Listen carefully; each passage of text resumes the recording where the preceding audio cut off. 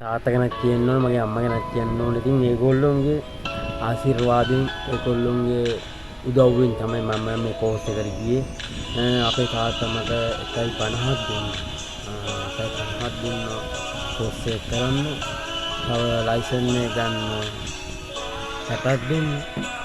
තව මට බයික් එකක් කරන් දෙනවා කිව්වා. තව ගොඩක් වැඩ තාත්තා මට කරනවා කිව්වා. ඉතින් මගේ තාත්තා තරම් හොඳ තාත්තා කෙනෙක් මං හිතන්නේ නෑ කොහෙවත්. මගේ තාත්තා හොඳයි මගේ අම්මා හොඳයි.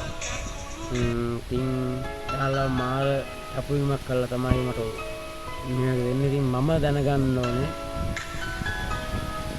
මට කියලා දෙයක් කරගන්න. ඒ කියන්නේ තාත්තලාෙන් ගන්නකොට තාත්තලා අම්මලා මම බලන විදිහට තාත්තට එන්න ඕනේ. ඉතින් ඒ වගේම මම අන්තරන් පොඩ්ඩක් අද පිළිවෙලක් යන්න ලස්සන.